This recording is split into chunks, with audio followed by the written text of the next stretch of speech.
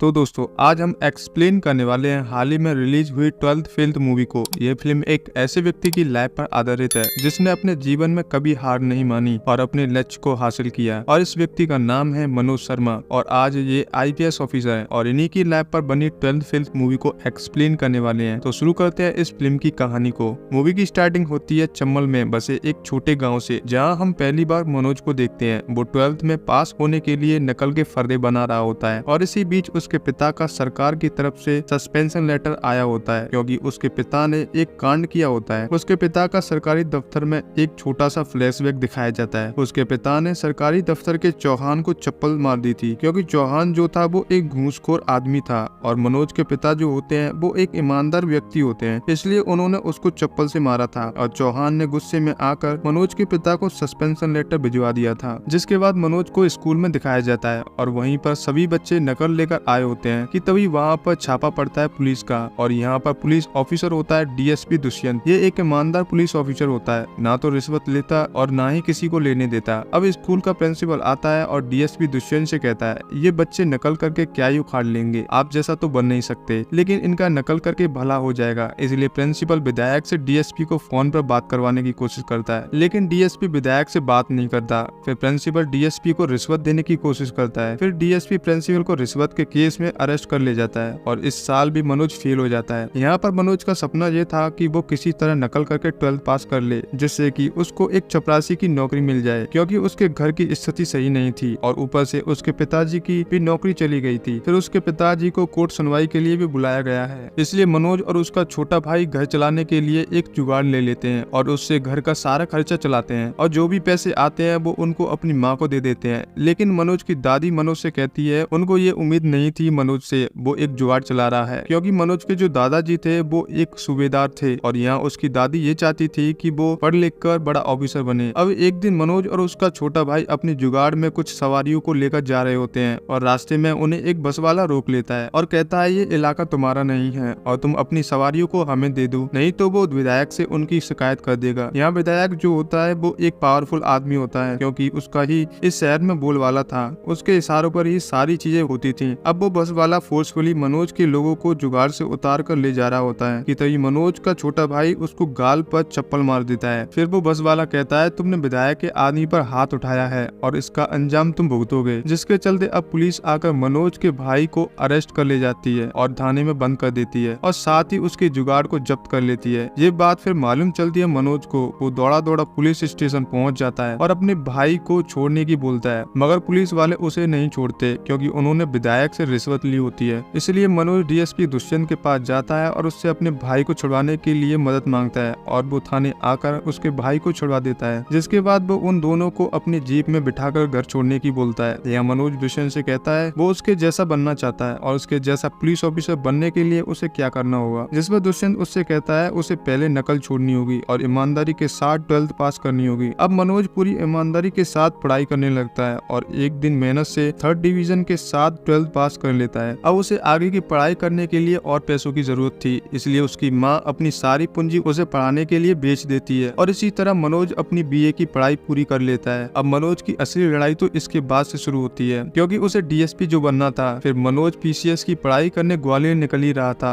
कि तभी उसकी दादी उसे अपने पास बुलाती है और उसे पेंशन के पैसे देती है जो कि उसने काफी सालों से जोड़ कर रखे थे और वो उन्हें उसे पढ़ाने के लिए दे देती है। वो चाहती है कि उसका पोता एक बड़ा अधिकारी बने और वो मरने से पहले उसे वर्दी में देखना चाहती है। यह मनोज अपनी दादी से वादा करता है वो एक दिन जरूर बड़ा अफसर बनेगा। फिर मनोज ग्वालियर के लिए रवाना हो जाता है और बस में बैठकर निकल जाता है और उसे अपनी बगल की सीट पर एक औरत मिलती है और उससे पोलाइटली बात करती है और उसे बताता है वो ग्वालियर DSP बनने जा रहा है। ये कहने के बाद मनोज की आंख लग जाती है और आंख लगते ही ग्वालियर आ जाता है और उसे मालूम चलता है उसका बैग गायब है और वो बैग उसी औरत ने चुरा लिया था जिससे उसने बात की थी। अब मनोज को कुछ भी समझ नहीं आ रहा था क्योंकि नया शहर, नए लोग और वहाँ वो अकेला पड़ गया था और ऊपर से उसकी दादी ने उसे पैसे दिए थे वो भी चोरी हो गए थे। अब वो वहाँ ऐसे तैसे एक रात गुजारता है और अगले दिन उसे मालूम चलता है जिस एग्जाम की वो तैयारी करने आया है वो 3 साल के लिए रद्द कर दिया गया है, यानी कि PCS का एग्जाम। और मनोज ये बात सुनकर शौक में पड़ जाता है और ना तो मनोज के पास घर जाने के लिए पैसे थे और वैसे ही वो घर जाता तो वो क्या मुंह लेकर जाता। अब मनोज को यहाँ पर 3 दिन हो जाते हैं और उसे बड़ी तेज भूख भी लगी थी, इसलिए वो एक ढाबे पर खाना खाने जाता है और वहाँ के मालिक से कहता है उसके पास पैसे नहीं है मगर वो खाने के बदले बर्तन धो देगा। यहाँ वो उसे खाना दे देता है और इसी बीच मनोज की मुलाकात होती है एक पांडे नाम के लड़के से और ये भी यहाँ पीसीएस की तैयारी करने आया था और अब वो दिल्ली जा रहा है यूपीएससी की तैयारी करने। यहाँ पर मनोज पांडे से पूछता है ये यूपीएससी क्या होता है, जिस पर पांडे उसे बताता है यूपीएससी आईएएस आईपीएस होता है। यह मनोज को आईपीएस का आई भी नहीं पता था और उसे ये भी नहीं पता था डीएसपी बड़ा होता है या आईपीएस। पांडे उसे बताता है आईपीएस सबसे बड़ा अधिकारी होता है। ये जानने के बाद मनोज पांडे से कहता है उसे भी बनना है आईपीएस और वो ठान लेता है वो अब आईपीएस ही बनकर रहेगा। अब पांडे उसे अपने साथ दिल्ली ले जाता है। अब दिल्ली पहुंचते मनोज वहाँ की भीड़ को देखकर काफी शौक में बढ़ जाता है क्योंकि उसने आज तक पढ़ने वाले ऐसे बच्चे नहीं देखे थे और वो सोचता है उसका हो पाएगा कि नहीं। इसलिए उसका दोस्त पांडे मनोज को गौरी भैया के पास ले जाता है और यहाँ गौरी भैया भी यूपीएससी की तैयारी कर रहा था और उन्होंने अभी यूपीएससी का इंटरव्यू भी दिया होता है और उनका रिजल्ट आने में एक हफ्ता था और ये गौरी भैया का लास्ट अटेम्प्ट था। अब मनोज गौरी भैया से यूपीएससी के बारे में कुछ जानकारी हासिल करने की कोशिश करता है और मनोज उससे एक नौकरी की मदद भी मांगता है। यह गौरी भैया मनोज को एक लाइब्रेरी में नौकरी दिलवा देते हैं और उसका काम था टॉयलेट सफा करना, लाइब्रेरी की देखभाल करना। अब मनोज दिन में तो लाइब्रेरी में काम करता था और शाम को पढ़ाई करता था। अब एक दिन गौरी भैया का यूपीएससी का फाइनल रिजल्ट आ जाता है और गौरी भैया इस फाइनल अटेम्प्ट में भी फेल हो जाते हैं और वो बहुत दुखी होते हैं क्योंकि ये आखिरी अटेम्प्ट था। लेकिन वो हार नहीं मानते। वो कहते हैं मैं हार गया तो क्या हो गया, ये लड़ाई एक इंसान की नहीं है, हम सब की है। अगर एक भी जीतता है तो समझ जाना सभी जीत गए। इसलिए अब गौरी भैया एक टी स्टॉल लगाते हैं और वहीं लोगों को ट्यूशन भी देते हैं और वहीं मनोज भी पढ़ाई करता है। फिर एक दिन प्रीलिम्स का एग्जाम भी आ जाता है और मनोज उस एग्जाम को अच्छे से देता है। लेकिन मनोज प्रीलिम्स के एग्जाम में फेल हो जाता है और बड़ा दुखी होने लगता है। यह गौरी भैया उसे दोबारा से रीस्टार्ट करने की बोलते हैं, उसे मोटिवेट करते हैं। यहाँ पर गौरी भैया का रोल काफी महत्व है, वो हमेशा सभी बच्चों को मोटिवेट करते हैं। अब मनोज दोबारा से रीस्टार्ट करता है और दिन रात मेहनत करता है और वहीं पांडे पढ़ाई करने की बजाय लौंडेबाजी करता है। यह पांडे जो है अपने पिता से फोन पर झूठ बोलता रहता है। अब फिर से एक दिन यूपीएससी का प्रीलिम्स एग्जाम आ जाता है और मनोज प्रीलिम्स में पास हो जाता है और वहीं पांडे प्रीलिम्स में फेल हो जाता है और वो फिर से अपने पिता से झूठ बोलता है, उसका हो नहीं पाया। यह मनोज को बहुत खुशी होती है, उसका प्रीलिम्स निकल जाता है। लेकिन सबसे बड़ी चुनौती तो अब यहाँ से शुरू होती है मेंस एग्जाम की, क्योंकि ये लिखने वाला पेपर था और ऊपर से मनोज इंग्लिश में ढीला था क्योंकि वो हिंदी का स्टूडेंट था। अब एक दिन पांडे मनोज को दीप मोहन से मिलाता है। पांडे कहता है दीप मोहन सर से मनोज का प्रीलिम्स निकल गया है। या दीप मोहन सर जो है वो आईपीएस ऑफिसर होते हैं और उनका मनोज से कहना था उसे किसी चीज की जरूरत हो वो उससे मदद मांग सकता है। जिसके बाद मनोज मेंस के लिए एक अच्छी कोचिंग ढूंढने जाता है और अपना एडमिशन उस कोचिंग में ले रहा होता है कि तभी उसे दीप मोहन सर की फोटो नजर आती है। वो कहता है दीप मोहन सर यहाँ से नहीं पढ़े, उन्हें कुछ गलत फहमी हुई है। वहाँ की मैडम मनोज को चुप होने की बोलती है और कहती है हमें भी पता है ये यहाँ से नहीं पढ़े, लेकिन हमने उन्हें 1.5 लाख रुपए दिए हैं उनकी फोटो अपनी कोचिंग में लगवाने के लिए और तुम भी बन जाओ, तुम्हें भी हम दे देंगे। और ये सारी बात वहाँ एक लड़की भी सुन लेती है क्योंकि वो भी यहाँ अपने पापा के साथ एडमिशन लेने आई थी और यही मनोज की इस लड़की से मुलाकात होती है और इस लड़की का नाम श्रद्धा होता है। वो बताता है उसने प्रीलिम्स क्रैक कर लिया है। यह श्रद्धा मनोज से काफी इम्प्रेस होती है मगर उसके पापा उसे वहाँ से ले जाते हैं। फिर हम मनोज को देखते हैं वो खोया खोया सा रहने लगा था क्योंकि उसको श्रद्धा से पहली नजर वाला प्यार हो जाता है। फिर एक दिन श्रद्धा उसकी लाइब्रेरी आती है और मनोज को देख लेती है। अब मनोज के हाथ में एरोनॉटिकल इंजीनियर की किताब थी और उसे देखकर वो कहती है उससे वो एक इंजीनियर भी है, लेकिन वो बताने की कोशिश करता है पर बता नहीं पाता वो इंजीनियर नहीं है। फिर श्रद्धा उसे बताती है उसे एक अच्छी कोचिंग मिल गई है। यहाँ श्रद्धा भी यूपीएससी की तैयारी करने आई थी। फिर दोनों साथ में कोचिंग करते हैं और कहीं हद तक श्रद्धा भी मनोज से प्यार करने लगी थी। और एक दिन दोनों कोचिंग जाते हैं और उन्हें पढ़ाने आते हैं दृष्टि आईएएस के विकास सर और इन्हें मनोज का ऐसे बहुत पसंद आता है क्योंकि मनोज ने टेररिज्म के ऊपर बहुत बढ़िया ऐसे लिखा था। जिसके बाद श्रद्धा मनोज से कहती है वो कुछ दिनों के लिए मसूरी जा रही है क्योंकि मसूरी में उसका घर है। फिर श्रद्धा मसूरी के लिए निकल जाती है और कुछ दिनों बाद मनोज का मेंस का एग्जाम था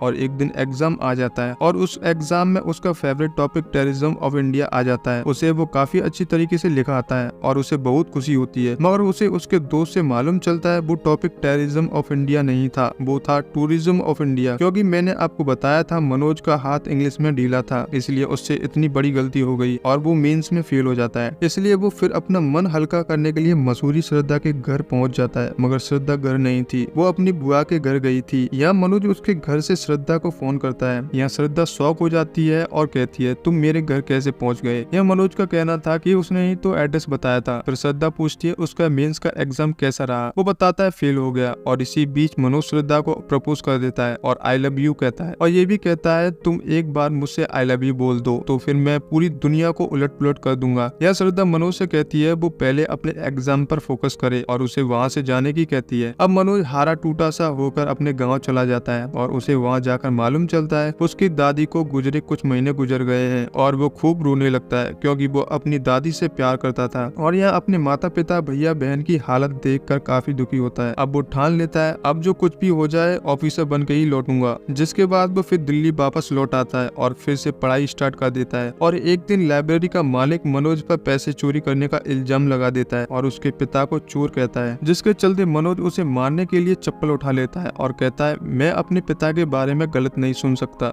मेरे पिता एक ईमानदार आदमी है। फिर मनोज लाइब्रेरी की नौकरी को छोड़कर वहाँ से चला जाता है और कोचिंग भी जाना बंद कर देता है और ऐसे करते करते कुछ दिन बीत जाते हैं। किसी को मालूम नहीं चलता वो कहाँ गया है और एक दिन पांडे को मालूम चलता है मनोज एक आटा चक्की में काम करता है और वो वहाँ उससे मिलने चला जाता है। पांडे देखता है मनोज वो एक नरक जैसी जिंदगी में जी रहा होता है। यह पांडे कहता है वो चक्की के शोर शराबे से कैसे पढ़ लेता है। यह मनोज कहता है वो एडजस्ट कर लेता है। यह मनोज जो होता है वो अड़ियल होता है, उसे जो करना है उसे वो करके रहता है। इसके बाद मनोज फिर से कोचिंग स्टार्ट कर देता है और एक दिन श्रद्धा भी आ जाती है और पांडे से मनोज के बारे में पूछती है। वो बताता है मनोज कोचिंग में मिलेगा। फिर श्रद्धा मनोज से कोचिंग मिलने चली जाती है और उससे उस दिन के लिए सॉरी मांगती है। वो बताती है मैंने दोबारा से फोन किया था लेकिन तुम मेरे घर से जा चुके थे। और श्रद्धा ये भी बताती है कि मुझे तुम्हारे घर की स्थिति पता है, बहुत बुरी है, इसलिए तुम बहुत मेहनत करती हो। फिर श्रद्धा कहती है कि वो उसे कभी छोड़कर नहीं जाएगी। जिसके बाद मनोज का फिर से प्रीलिम्स का एग्जाम आ जाता है और इसमें भी मनोज फिर से फेल हो जाता है। यह श्रद्धा मनोज को संभालती है और तभी वहाँ पर मनोज के कुछ दोस्त आ जाते हैं और उनमें से नवल का सिलेक्शन हो गया था और यही पांडे मनोज को कोसने लगता है और कहता है जब से श्रद्धा उसकी लाइफ में आई है वो फेल ही हो रहा है। और वो ये भी कहता है सब एक जैसी लड़कियां होती हैं, अपना सिलेक्शन हो जाता है और बेहतर की तलाश करती हैं। यह पांडे ऐसा इसलिए बोल रहा था क्योंकि उसकी जीएफ उसे छोड़कर चली गई थी क्योंकि उसका सिलेक्शन हो गया था और पांडे सारे अटेम्प्ट में फेल हो गया था। यह श्रद्धा को बहुत बुरा लगता है। वो मनोज से कहती है अगर वो उसे आई लव यू बोल दे तो वो उसके लिए पूरी दुनिया पलट देगा। वो कहती है इसलिए अब श्रद्धा उसे आई लव यू बोल देती है। यह मनोज पूरे जोश के साथ भागकर सीधा आईपीएस दीप मोहन सर के पास जाता है और उनसे कहता है कि वो प्रीलिम्स तो निकाल पा रहा है लेकिन वो मेंस में फेल हो जाता है। यह दीप मोहन कहता है प्रीलिम्स तो आसान है लेकिन मेंस निकालना आसान नहीं है। फिर दीप मोहन उसे अपने नाम का एक ऐसे लिखने की बोलता है सिर्फ 8 मिनट में और वर्ड्स होने चाहिए 200 से लेकर 250 के बीच, लेकिन मनोज नहीं लिख पा रहा था। वो मनोज से कहता है तुमसे नहीं हो पाएगा यूपीएससी। मनोज यहाँ हार जाता है और हार कर गौरी भैया के पास जाता है। यहाँ गौरी भैया उसे एक सॉलिड स्पीच देते हैं, क्यों नहीं होगा। वो कहते हैं रीस्टार्ट कर, सब होगा, और उसे अपने रूम पर पढ़ने की बोलते हैं और कहते हैं तुम अब कोई काम नहीं करोगे, ना आटा चक्की का ना लाइब्रेरी का, सिर्फ और सिर्फ पढ़ाई करोगे। और गौरी भैया ये भी कहते हैं सारा खर्चा तुम्हारी पढ़ाई का मैं उठाऊंगा, बस तुम पढ़ो और नाम रोशन करो। जिसके चलते मनोज अपना सारा सामान गौरी भैया के रूम में शिफ्ट कर देता है और लगन के साथ पढ़ाई स्टार्ट कर देता है। और श्रद्धा भी मनोज का पूरा साथ देती है, नोट से लेकर स्टडी तक। यह श्रद्धा जो है वो बहुत सपोर्टिव होती है मनोज के लिए। ऐसी लाइफ पार्टनर मिलना आसान नहीं है। और एक दिन श्रद्धा का पीसीएस का एग्जाम निकल जाता है और मनोज को यहाँ बहुत खुशी होती है। फिर मनोज का भी एक दिन प्रीलिम्स निकल जाता है। फिर मनोज अपनी मेहनत और बढ़ा देता है और दूसरी तरफ श्रद्धा के सारे एग्जाम्स क्लियर हो जाते हैं और इंटरव्यू के लिए उसे बुलाया जाता है और उसमें भी वो पास हो जाती है और डिप्टी कलेक्टर बन जाती है। और देखते ही देखते मनोज का मेंस भी क्लियर हो जाता है। फिर मनोज पांडे से फोन मांगता है श्रद्धा को कॉल करने के लिए। वो उसे बताना चाहता था कि उसका मेंस भी क्लियर हो गया है, लेकिन यहाँ पर पांडे गुस्से में आकर मनोज से झगड़ा कर लेता है। अब मनोज को श्रद्धा के घर पर फोन करके मालूम चलता है कि उसके पिता को किसी ने फोन पर गाली दी थी, इसलिए मनोज पांडे को कॉल करता है। उसका फोन एक पुलिस वाला उठाता है। अब मनोज को पुलिस स्टेशन जाकर मालूम चलता है पांडे बीच रास्ते में फोन पर किसी से गाली दे रहा था। ये सब पुलिस का कहना था, लेकिन मनोज पांडे को किसी तरह से जेल से छुड़ा लेता है और उसके फोन को चेक करता है तो उसे मालूम चलता है कि पांडे ने ही श्रद्धा के पिता को गाली दी थी और मनोज और श्रद्धा के प्यार के बारे में ही बता दिया था। मनोज फिर वहाँ से गुस्से में चला जाता है। अब मनोज का अगले दिन फाइनल इंटरव्यू होता है। अब श्रद्धा दिल्ली आकर मनोज के बाल सेट करवाती है और उसे फॉर्मल ड्रेस पहनाकर उसे इंटरव्यू दिलाने ले जाती है। यहाँ आप लोग देख रहे हो श्रद्धा कितनी सपोर्टिव थी उसको लेकर। श्रद्धा उसे लेकर इंटरव्यू के लिए पहुंच जाती है और जाते जाते उसे एक लेटर देती है और कहती है इसे अकेले में पढ़ना। अब मनोज को एक चपरासी के थ्रू मालूम चलता है कि जो बंदा उसका इंटरव्यू लेने वाला है उसे हिंदी मीडियम वाले बच्चे पसंद पसंद नहीं है और वो बहुत ही ज्यादा स्ट्रिक्ट होता है और उसका नाम है मेहता। और वो ये भी कहता है अपनी 12th फेल वाली बात मत बताना। जिसके बाद वो अंदर चले जाता है और वो लोग मनोज से सवाल करते हैं या मनोज सब कुछ सच बता देता है, अपनी 12th फेल वाली बात भी। अब यूपीएससी बोर्ड वाले लोग मनोज को 2 मिनट बाहर जाने की बोलते हैं। अब मनोज पसीना पसीना होने लगता है और उस लेटर को पढ़ता है जो श्रद्धा ने उसे दिया था। उसमें लिखा होता है, तुम चाहे आईपीएस बनो या ना बनो, या तुम चक्की चलाओ या फिर लाइब्रेरी में काम करो, मैं बस तुमसे ही शादी करूंगी। और ये बात मनोज को दिल में लगती है और इतनी सपोर्टिव लड़की कहाँ मिलती है। अब उसे फिर से अंदर बुलाया जाता है और वो लोग उससे कहते हैं, तुम पर तो इंग्लिश भी नहीं बोलना आता, तुम कैसे देश को चलाओगे। और यहीं पर मनोज उनसे एक स्टील के गिलास में पानी मांगता है। वो लोग कहते हैं, पानी तो कांच के गिलास में भी पिया जा सकता है। यह मनोज का कहना था, यही बात मैं बताना चाहता हूँ, पानी पीना है तो स्टील के गिलास में या कांच के गिलास में पिया जा सकता है। और इसी तरह देश को चलाने के लिए इंग्लिश और हिंदी आना जरूरी नहीं है। और ये बात उनको अच्छे से समझ आ जाती है और एक दिन फाइनल रिजल्ट आ जाता है और मनोज आईपीएस ऑफिसर बन जाता है। और इसी मंजिल को पाने के लिए मनोज को बहुत मुश्किलों का सामना करना पड़ा था और आखिर में उसकी जीत हुई। अब मनोज अपनी वर्दी पहनकर सबसे पहले डीएसपी दुष्यंत सर से मिलने जाता है और वो उसे पहचान भी नहीं पाते। वो दुष्यंत सर को सारी बात बता देता है, क्योंकि वो उसे रास्ता नहीं दिखाते तो आज वो आईपीएस नहीं होता। जिसके बाद मनोज और श्रद्धा की धूमधाम से शादी हो जाती है और ये एक रियल कहानी थी। तो कैसी लगी आज की कहानी आप लोगों को? मेक श्योर काफी अच्छी लगी होगी। और इसी तरह का आप फ्रेश और न्यूली कंटेंट देखना चाहते हैं तो प्लीज चैनल को जरूर सब्सक्राइब कीजिएगा। तो फिर मिलते हैं अगली फिल्म के साथ। Thank you so much.